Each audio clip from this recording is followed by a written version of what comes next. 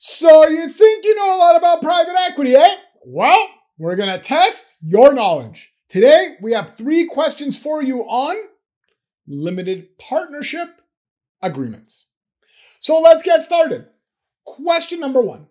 In a limited partnership agreement in private equity, which of the following is most likely to be the general partner? A, private equity fund. B, pension fund. C, private equity firm. Or D, endowment. The answer is C, private equity firm.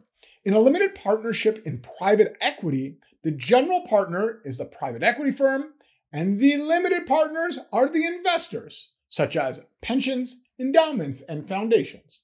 The limited partnership forms the private equity fund. To learn more about how limited partnership agreements work, please check out our video titled, How Do Limited Partnership Agreements Work? Okay, so let's move on to question number 2.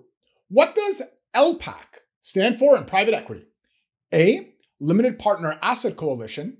B, Limited Partner Asset Council. C, Limited Partner Advisory Committee. Or D, Limited Partner Advisory Council.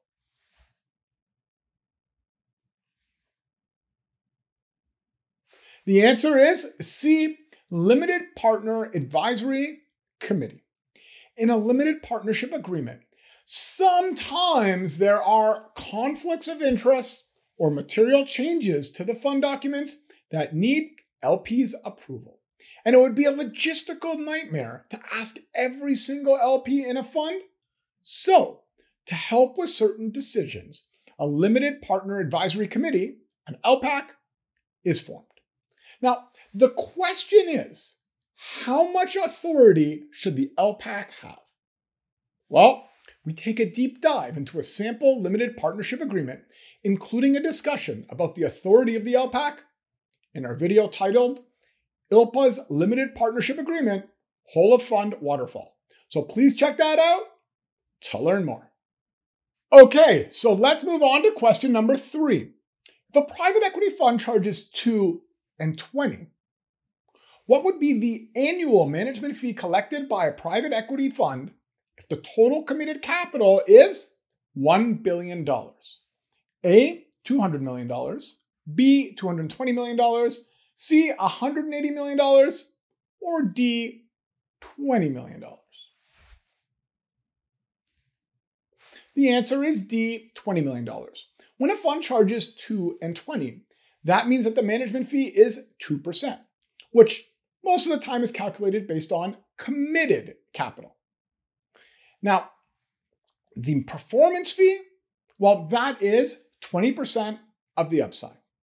Now, you may see larger private equity funds charge less than 2%, and you may see smaller private equity funds charge more than 2%. But a 2% management fee is common in the industry, and so that's why the term is 2 and 20. So to calculate the annual management fee based on the 2% figure we have in this question, the management fee would be 2% times $1 billion, which equals $20 million. Now, a question that many limited partners ask themselves is, if I am paying so much in annual management fees, why don't I use the money to hire my own team? Well, that's a question that many Canadian pensions asked themselves years ago, before the Canadian pension model in private equity was created. Did you know that 3 of the top 10 investors in private equity in the world are Canadian pensions? Well, it's not because Canada is the largest country in the world, but because of the Canadian pension model. To learn more about this, please check out our video titled Canadian Pension Model, Private Equity Investing. Those are the 3 questions we have for you today. How'd you do? Please let us know in the comments. And while you're there, let us know if you have any recommendations for future questions. We'll be posting more quiz videos to test your PE knowledge. So remember to hit that subscribe button.